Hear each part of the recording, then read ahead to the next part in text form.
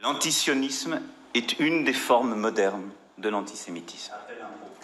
L'antisionisme doit-il être considéré comme un délit au même titre que l'antisémitisme? Le sujet est très loin de faire consensus.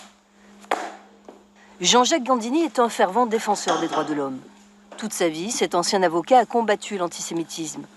Mais il se définit aussi comme antisioniste. Il revendique le droit de remettre en cause la politique menée par l'État d'Israël. L'antisémitisme, effectivement, est un délit et doit donc être poursuivi et condamné comme tel, alors que l'antisionisme, qui est un mot valise sur lequel il faudrait peut-être plus expliquer sur le contenu réel, mais en tant que tel, l'antisionisme est une opinion. Et en tant qu'opinion, elle est dans le débat d'idées, elle peut être confrontée et combattue, mais c'est une opinion. Robert Kissous est lui aussi très attaché à la liberté d'opinion. Autour de la table, aucun d'entre eux ne remet en cause l'existence de l'État d'Israël.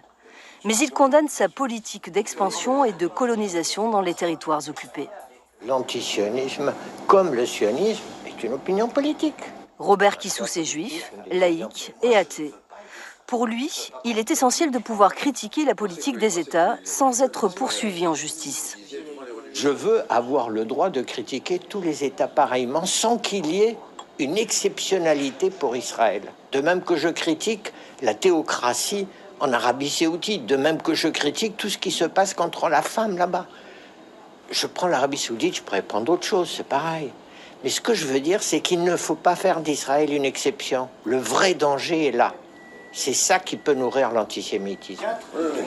Ce qui pose problème à leurs yeux, ce n'est pas l'antisionisme, mais les mouvances antisémites qui ont détourné ce terme. Aujourd'hui, tout le monde sait très bien que les propos antisémites sont sanctionnés. Tout le monde le sait. Dieudonné, le premier. Tout le monde le sait. Donc, évidemment, ils vont pas le dire directement. Soral, pareil, bien sûr. Et d'autres. Alors, du coup, évidemment, dans certains cas, je dis, on prend l'antisionisme comme étant un faux-nez d'antisémitisme. Mais, je répète, ça ne doit pas aboutir à sanctionner une opinion vis-à-vis de la politique du gouvernement israélien. Évidemment, ça n'a rien à voir. En proposant que l'antisionisme soit intégré dans la définition d'antisémitisme, Emmanuel Macron ouvre donc un débat extrêmement délicat.